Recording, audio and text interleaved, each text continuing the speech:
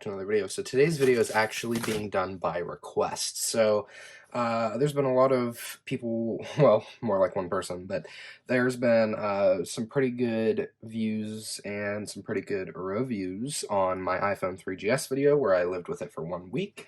And today we're going to be doing an iPhone 4S version. So I have my Ultra Mobile SIM card here. I bought about 10 of these a while ago, so I just kind of have them sitting everywhere. And I bought a mint condition iPhone 4S for about $20 for this video in specific. So I'm just going to go ahead and use my little unboxing knife. Well, at least that's what I use it for. Okay. I don't want to make this video too long because before we had to do part 1 and part 2, so that was very nice. Okay, so looks like that this is just going to be a little packing slip. I'm going to assume we're going to go ahead and open that up. Oh, okay. So this is actually a little thank you for shopping with us note, whatever. Cool, cool, cool. We can always read that later. They also included an Apple cable. It does appear to be genuine. We can go ahead and test that later with our software that we have. And a very poorly packaged iPhone 4S. Here we go. Very deeply scratched. Okay. It's okay. We'll be 3D printing a case for this later. It is the 16 gig version. They left it on. Okay, that's a red flag. And it did say mint condition, so yeah, it's a red flag. No screws, missing screws, red flag. Well, okay. Looks like this is what we're gonna be rocking with. So I'm gonna go ahead and get this set up. I'm gonna get the SIM card activated and we'll pretty much start from there. So of course I'll include updates on the way. So I did use some canned air and I cleaned out the charging port, and the amount of dust that just came out of there, because the charger wouldn't even fit in the whole way, is crazy.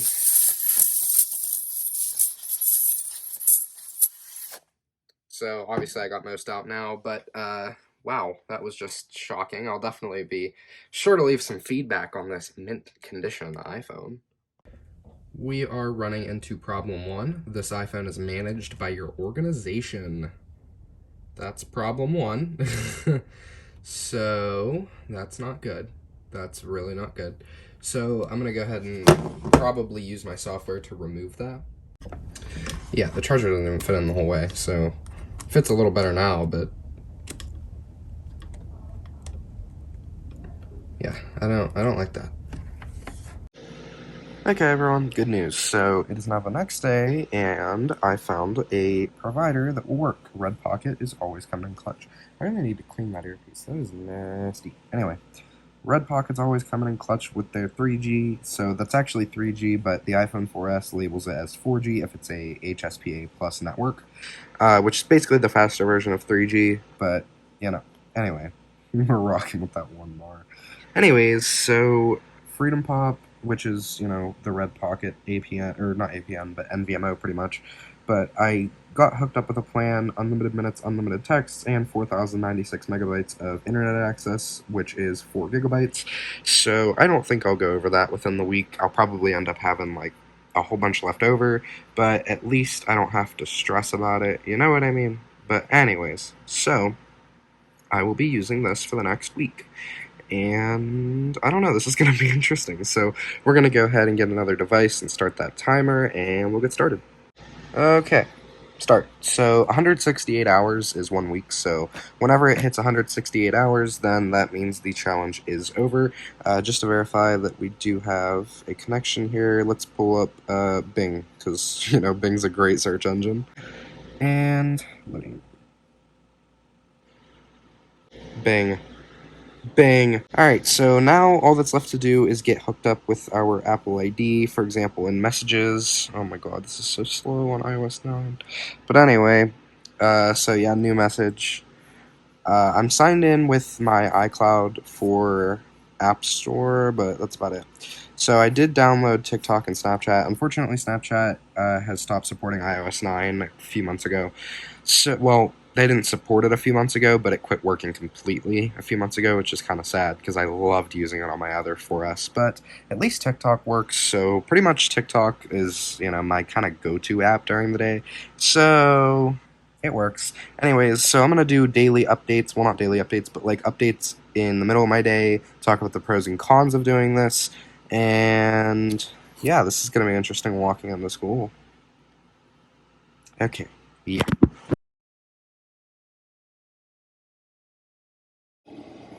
Okay, 77 hours later, I forgot to do about a million of the updates. So we're I think we're the 4th day in, I believe.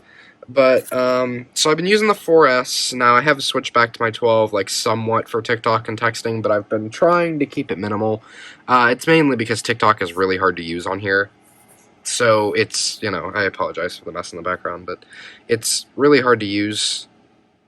I mean, as you can see, it's taking forever to load. It usually takes about a minute to load and then 30 to 60 seconds to load each individual video. So it's not really easy to use, and sometimes you'll try to open it and it'll crash. I did find another thing out about the phone. Since it doesn't have any screws, you can just kind of take the back off, and if you drop it, the back just kind of conveniently comes off. So yeah, that's nice. But yeah, see like how it crashed? And yeah, so overall so far, it hasn't been horrible trying to use it, but it's definitely been a challenge. So for example, opening something as simple as settings, like it takes a while. Music, I mean, it's not utterly horrible, but it's something, Okay, so far, I've been making all my calls on it, all my texts on it. I've been doing as much web browsing as I can on it. I pretty much had to use like a different device for that because with the included Safari on here, it's not really up to date. I tried using Google Chrome. Yeah, the device is too old to support the newer website like encryptions, so it's kind of hard to use websites. Although there's still a few that work fine with it. YouTube Studio, I've been replying to some of you guys through the YouTube Studio app on here. It's a little slow at times. Other times it's a little quicker. It's kind of medium speed. Although I will say that probably the best thing on here that works like the best, although I don't use it that much, is Instagram. Instagram was pretty much optimized for older devices since the beginning. So, it runs perfectly on devices like the 4S, and I believe it even runs okay on the 3GS. I mean, I'm not saying it runs perfect on here, but it runs much better than TikTok or, I even put Minecraft on here. I haven't opened it yet. I don't know if I want to. But, so yeah, so far, pros and cons. The good part of it is, it's small, it's mostly compact, and it's, kind of easy to use. It's nice that you can still feel it in your pocket, but it's not really like, it's there, you can feel it, but it doesn't really bother you like some newer phones. So, that's kind of nice to have that old feeling back. I used to use an iPod Touch when I was a lot younger, so this iOS 9 feels pretty modern, to me. So the iOS 9 is pretty easy to use, and I'm pretty used to it. So really nothing came as a shock to me since I have 5 other models of the 4s and 4S. So nothing really exciting. Although I couldn't get Snapchat to work, which I figured would happen. Snapchat is officially, they don't support iOS 9 anymore. Of course, iOS 9 is pretty old. I'm thinking about doing an iPhone 5 for the next challenge because I have this phone planned for a month. And honestly, it would probably be a lot better to use since it would be able to browse modern websites, use things like Snapchat, and etc. So cellular data usage so far is about 281 megabytes. I've been running a lot of speed tests in school, out of school. I've just been kind of running a speed test everywhere. I mean, not too many because I don't want to use up all the data, but I've used about 74 megabytes in speed tests, and of course, it is 3G, so it's only going to go maximum upwards of like 11 megabits per second. The thing that really used the most data so far is system services, documents, and sync. So I guess, just syncing with iCloud and stuff like that, and push notifications for some reason, which you wouldn't really think would, but it does. Messaging services, that would be things like iMessage, that's about 17.1 megabytes, which completely makes sense, sending pictures and videos and receiving pictures and videos over a cellular data network. That would be where those megabytes are coming from, although a single iMessage would probably only be a couple of bytes in size, so the actual messages aren't going to do that, but instead screenshots, pictures, that type of thing. Music streaming on this actually hasn't been terrible. I've been using my Galaxy Buds, which I kind of have to because my AirPods kind of half exploded on me, but that's a story for another video. So, streaming music, the music app is a little slow, but it gets the job done in high quality streaming. It definitely doesn't sound like it's coming from an old device. It does sound like premium, good like 320 kilobit per second audio quality, which is surprising considering it's an iPhone 4S with a very, very old Bluetooth chip. This thing doesn't even support 5G Wi-Fi, which most modern devices do, but the most I can get on here is about 2.4. Other else than that, it's been a smooth-ish experience. Not everything's smooth, but the stock apps like Messages, Camera, it all works okay. But with the Messages app, if you're, streaming music or anything, or doing pretty much anything else on it, or if you have TikTok running in the background, like a RAM-heavy app, then your keyboard will lag a lot. So you'll be like typing, and it'll kind of like you'll hit it and then it won't register for a few seconds, which kind of makes sense since it's an A5 CPU, the Apple A5 chip, which is a dual-core 0.8 gigahertz CPU, which is very, very low. The iPhone 12 has I believe, an 8-core 3.4 gigahertz CPU now, so definitely an upgrade. With the newer model devices. Sorry, I don't know why I'm kind of like struggling to speak here. But I really wish I would have made more updates with the other, days of it. But I just, A, didn't really have the time, B, didn't really have the energy, C, it just kind of slipped my mind. So this is something I'm kind of used to doing already because I've done this before, so I know what to expect from it. Although I will say the battery is surprisingly not horrible. So usually I wake up at I'll unplug my phone in the morning at about 7 a.m., to go to school, and then I'll come home, and usually I'll still be left with about 40%. Last period, I do get to use my device a lot, so that really does suck it up a little. Usually it's about 60%, then I hit last period, and it's about 40 coming out. But as soon as I hit home and I start running TikTok, start running Messages, start using it, then it definitely goes down. But the standby time is still good on it, and the charge times is about 789, which I guess with mine it would be around like 795. So that's a lot of stress on that little teeny tiny battery in there. That's only 1400 milliamp hours. 3.7 volts and 5.3 watt hours. So, it's definitely not a powerful battery by any means, but it does get the job done. So it will not last you your whole day, but you can get by with 2 to 3 charges, depending on how you use it. So mostly for me, I kind of quit using my phone like all the time, 24/7. So it's definitely doing more standby time than it is actually, use time. So for me, the battery gets me through about 2 charges per day, and then I'm still good. So I'm on my second charge right now, and I'm still at about 68%. That's 8:54 p.m., so nothing too heavy, although I do have to use my other devices for things like FaceTime because it really does have trouble keeping up.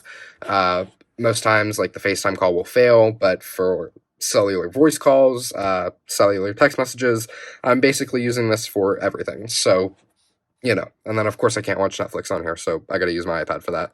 But we do have the old version of Speed Test on here, which is nice to see, although I do want to kind of remove the ads, because I want to use that good old Speed Test Easter egg, but there's a stupid ad in the way.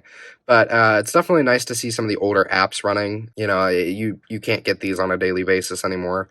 So, but I will say the internet chip is decent for what it was at the time, and the fact that it was only like $2.99 or $3.99 whenever it first launched. So it was like, just $300 or $400, which really isn't that, that crazy. But as you can see with gigabit internet here, we're getting 43.03 megabits per second, and with upload, our upload's actually limited to 40, so it's going to get us about 33.09. Keep in mind, of course, I have about 25 devices connected to the internet at once, so that definitely does slow down that upload, but that download is about the max that this chip will go. The cellular, it is only 3G, even though it does say 4G, it's that HSPA network, which is everywhere in my city. I haven't even seen a 3G logo once, but yeah, you see these ads that are in the way. So far, speeds are okay, it's not terrible. It's livable. It'll get you by. If you're going to use this device in 2021, expect problems, but expect to be able to get by. As long as you have a portable charger and you have patience, you will get by with it.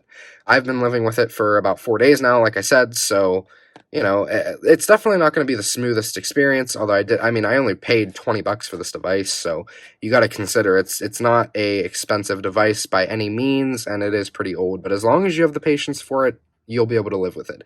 Now, the camera isn't terrible. I did a video test the last time I did this, but, okay, there's my Apple logo, right? Like I said, it's not terrible. It's like 2011 camera quality. It's pretty standard for what you would see on an iPhone and from 2011. Video quality, not terrible. I mean, it's way zoomed in, but there's really nothing you can do about that. Unless you're hitting like the iPhone 5, then it's not as zoomed in. But camera quality will get you by. Front-facing camera works fine. Really, the only thing that I use the front-facing camera for is FaceTime, because I don't really have any other use for it, because I can't get Snapchat. So, just FaceTime mostly for me for the front camera, so if you're going to be doing, like, medium FaceTime calls, it'll work. It just, it might fail, it might lag, so just make sure you have a good, stable internet connection if you're going to try to do that. But I'd say this device is pretty livable in 2021. Of course, I'm not done with the Challange yet, but so far it is pretty livable. With service, though, since it is being 3G and an older device, you're going to have a lot of drops. For example, in my room in my other house, I will typically only get 1 to 3 bars of service. It just kind of fluctuates, and then it'll hit no service as well. So I'll be without service for a little bit unless I move around. Or if I go in the basement, then there'll pretty much be no service or 1 bar down there. And I tried running a speed test on it while it was down there, and the ping test wouldn't even run. So that's just an example of, how slow it is down there. If you're traveling, like not traveling, but like you're in the car a lot, stuff like that, it'll work. For example, like comparing that 4G signal to what's on my iPhone here. Of course, this only has 4 bars and this has 5, but just to show you, it's pretty similar. This is actually running off of LTE, so, Cricket LTE, but it works, and it's all good. So far, we're 4 days in, and that's the update. Okay, so the challenge is over, apparently. I went like 10 hours over, but you know what, that's okay. So, apparently the challenge was supposed to end at 168 hours. It's been 177, so challenge ended. Thank God. I can finally get rid of this thing. So, it was great at the beginning, it was great at the start, and then it was terrible because TikTok, too slow, messages too slow. So the last couple of days, I pretty much just switched over to my 12 and my SE. I pretty much just ditched the 4S, but I still use the 4S for SMS messaging, voice calling, things like that. I used it as much as I could, as much as I possibly could, but then again, it's hard to do. So I'm finally going to be able to take the SIM card out of this thing. In total, I did only end up using around 500 megabytes, I think. 446. So I still have 3.5 gigs left to go, so I got to figure out something to use that on. But other else than that, the challenge is over, and I hated it. I didn't hate it, but I didn't love it. I don't know. I have very mixed emotions about it. So basically, in the last update, I've kind of explained everything. So there's really nothing else left to explain. This challenge was kind of sucky because I lacked on making updates every day, and I did it once. And yeah, but I promise I did the full week. So thank you everyone for watching, and peace.